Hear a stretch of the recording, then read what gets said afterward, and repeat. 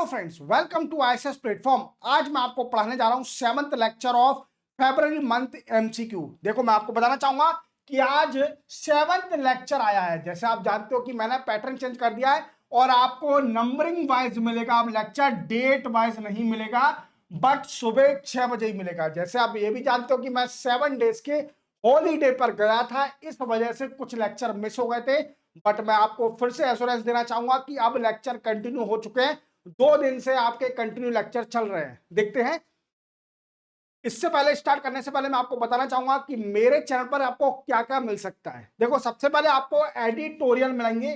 जैसे आप जानते हो कि 1 फेब को यूनियन बजट पास हुआ था पार्लियामेंट के अंदर, और मैंने आपको 1 फेब को एश्योरेंस दिया था कि अगले दिन आपके लिए डिटेल वीडियो बनाया जाएगा, शूट करा जाएगा, जिसमें आपको डिटेल में बताया जाएगा कि यूनियन बजट में क्या क्या डिसीजन लिए गए हैं। 1 आवर 10 मिनट का लेक्चर है, देख लीजिए, आपको मिल भी जाएगा। इवन रिमेनिंग एडिटोरियल, जो कि नियरली मैंने 50 एडिटोरियल शूट कर दिए हैं। अब देखना कैसे है, आपको मेरा चैनल खोलना है, प्लेलिस्ट में जाना है। प्लेलिस्ट में जाओगे तो आपको एडिटोरियल सेक्शन का एक फोल्डर दिखेगा, उसके अंदर सारे एडिटोरियल अपलोडेड हैं। देख लीजिए, आपकी नॉलेज एक्सपांड हो जाएगी। देन आफ्टर, जैसा आप जानते हो कि मैं मॉर्निंग में 10 बजे लाइव आता हूं, रेगुलर मॉर्निंग में 10 बजे लाइव आता हूं, जिसमें आपको डिटेल करंट अफेयर पढ़ाता हूं फ्रॉम हिंदू, इंडियन एक्सप्रेस और पीआईबी। तो रेगुलर 10 बजे आपको लाइव आना है, याद रखना। इसी के साथ मैंने 90% इंडियन इकोनॉमिक्स कंप्लीट कर दिया है। देखना कैसे है, आपको चैनल खोलना है, प्लेलिस्ट में जाना है। प्लेलिस्ट में जाओगे तो आपको एक इंडियन इकोनॉमी का फोल्डर दिखेगा, उसके अंदर सारे लेक्चर अपलोड है। टॉपिक वाइज है, 14 लेक्चर है ओनली, बट डिटेल में पढ़ा है। 1 घंटे 1.5 घंटे के लेक्चर है, बट आपकी इंडियन इकोनॉमी स्ट्रांग हो जाएगी, दैट्स माय गारंटी। इसी के साथ इंडियन पॉलिटी मैंने आपकी पूरी कंप्लीट कर दिया 50 लेक्चर में, जिसमें आपको in the form of MCQ, किस फॉर्म में, एमसीक्यू के फॉर्म में टॉपिक वाइज कराया। याद रखना, 50 लेक्चर है। देखना कैसे है, वही प्रोसेस है। आपको मेरा चैनल खोलना है, प्लेलिस्ट में जाना है। प्लेलिस्ट में जाओगे तो इंडियन पॉलिटी का फोल्डर दिखेगा, वहां 50 लेक्चर अपलोडेड है। देख लीजिए लाइन से, जिससे आपकी इंडियन पॉलिटी भी स्ट्रांग हो जाए। First question, government of India has launch central bank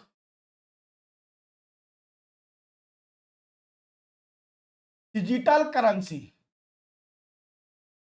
central bank digital currency based food subsidy distribution pilot under प्रधानमंत्री गरीब कल्याण अन्न योजना। गरीब कल्याण अन्न योजना के अंडर अभी गवर्नमेंट ने एक central bank digital currency based food subsidy distribution project start किया है। किस स्टेट या यूनाइटेड टेरिटरी में? तो ये पौंडीचेरी में स्टार्ट किया है। कहां पर? पौंडीचेरी में। बट वर्क कैसे करेगा, that is main important question, कि सर ये वर्क कैसे करेगा। इसमें क्या करेगी गवर्नमेंट, कि जो डिजिटल रुपी है, क्या digital rupee transfer to the beneficiary wallet for purchasing food grain at fair price shops. Clear? याद रखोगे तो गवर्नमेंट क्या करेगी, जो भी बेनिफिशियरी है उसके वॉलेट में डिजिटल रुपीस ट्रांसफर करेगी, जिससे वो फेयर प्राइस शॉप से फूड ग्रेन खरीद सकता है। तो ये पायलट प्रोजेक्ट इंपोर्टेंट है सेंट्रल बैंक डिजिटल करेंसी का। प्रेसिडेंट इनॉग्रेटेड नेशनल आरोग्य fair 2026 in which state of India? ये पूछा कि बताइए, जो हमारे देश की प्रेसिडेंट है द्रौपदी मुर्मू, उन्होंने अभी नेशनल आरोग्य फेयर 2026 कहां इनॉग्रेट किया है? तो वो महाराष्ट्र में इनॉग्रेट किया है। कहां पर? महाराष्ट्र में। बट ये फेयर करेगा क्या? तो इसका मेन मोटिव होगा promote Ayurveda yoga, health care, ये सारे इसके फेयर के वर्क होंगे, क्योंकि आप जानते हो कि ट्रेडिशनल मेडिसिन को हमें प्रमोट करना है। AYUSH ministry, A for Ayurvedic, Y for yoga, U for Unani, S for Siddha, H for homeopathy. याद रखोगे, very very important. Which ministry has launch blockchain India challenge to boost digital governance. देखो ये पूछा कि बताइए किस मिनिस्ट्री ने अभी ब्लॉकचेन इंडिया चैलेंज लॉन्च किया है to boost digital governance. Digital governance के लिए अभी ब्लॉकचेन इंडिया चैलेंज स्टार्ट किया है। ये ministry of electronic and information technology ने, मैटी ने स्टार्ट किया। याद रखना, very very important. India and which country has signed new MOU to strengthen cooperation in forest, wildlife, biodiversity conservation and climate change? पूछा कि बताइए इंडिया और किस कंट्री ने अभी एक MOU साइन किया है जिसका मेन मोटिव है कि forest conservation, wild life conservation, biodiversity conservation, even climate change के ऊपर कोऑपरेट करेंगी दोनों कंट्री। आप देख पा रहे होंगे नेपाल और इंडिया ने ये अभी MOU साइन किया है। अब एक और देखते हैं इसमें क्या होगा। Trans boundary conservation, trans boundary conservation what I mean, जैसे आप जानते हो कि नेपाल कंट्री का बॉर्डर इंडिया से टच होता है और कई सारे वाइल्ड लाइफ कंजर्वेशन के लिए हमें दोनों कंट्री से कोऑपरेट करना पड़ेगा। इंडिया को भी कोऑपरेट करना पड़ेगा नेपाल से, और नेपाल को भी कोऑपरेट करना पड़ेगा इंडिया से।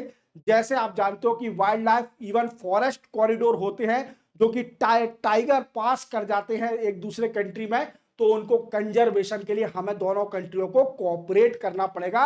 इवन क्लाइमेट चेंज पर भी और फॉरेस्ट कंजर्वेशन पर भी, इवन स्पीसीज का भी प्रोटेक्शन दिया जाएगा। Which country has conferred speaker of Knesset medal to PM Modi. देखो अब जैसे आप जानते हो कि मोदी साहब अभी 2 डे की विजिट पर इसराइल गए थे। 2 डे की विजिट पर इसराइल कंट्री गए थे, और इसराइल कंट्री में क्या हुआ, 25 ऑफ फेब और 26 ऑफ फेब 2 दिन इसराइल में रहे। क्लियर, 25 ऑफ फेब और 26 ऑफ फेब 2 दिन इसराइल में रहे। और इसराइल ऐसे हमारा बहुत अच्छा फ्रेंड है, स्ट्रेटेजिक पार्टनर है। क्लियर, और इसी के साथ मैं आपको बताना चाहूंगा कि ये 2017 में पहली बार इसराइल गए थे और सेकंड टाइम 2026 में गए हैं। 2017 after assuming the office of prime minister in 2014। Clear, और इसी कंट्री ने जैसे नीसेट पार्लियामेंट है, पार्लियामेंट जो इसराइल की है उसे नीसेट बोलते हैं, और इन्होंने पीएम मोदी साहब ने नीसेट को रिप्रेजेंट किया था, और इसी वजह से इनको ये पहले ग्लोबल लीडर हैं।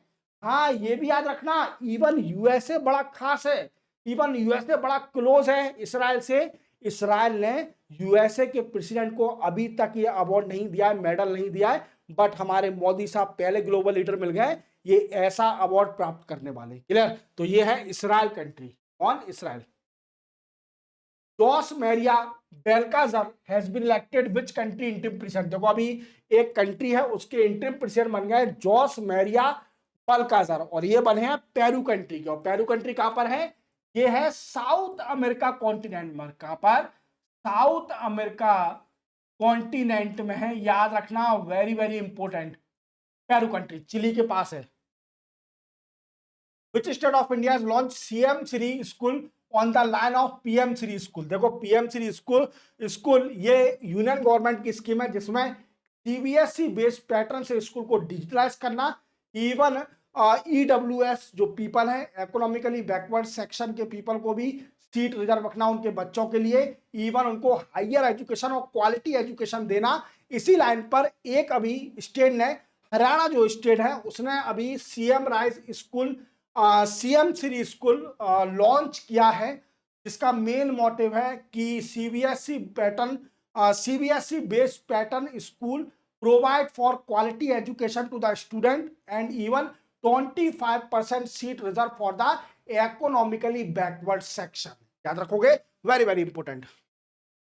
Who took charge as NITI Aayog CEO, very very important, आपको याद रखना पड़ेगा। अब नीति आयोग सीईओ नए बन गए हैं, पहले कौन थे, सुब्रमण्यम। कौन, सुब्रमण्यम। अब बन गए निधि चिब्बार। कौन, निधि चिब्बार। ये क्वेश्चन आएगा, डेफिनेटली आएगा। क्योंकि सीईओ इंपोर्टेंट होता है। क्लियर, याद रखना। बीबीआर सुब्रमण्यम थे पहले। Which state union territory has implemented राहाबीर scheme to reward good Samaritan? देखो सैमरिटन कौन होते हैं? जो जैसे आप जानते हो कि रोड एक्सीडेंट हो जाते हैं और कई सारे लोग बिना कुछ हेल्प करे उन लोगों की पास हो जाते हैं, तो जो लोग बाग मदद करते हैं तो गुड सैमरिटन होते हैं।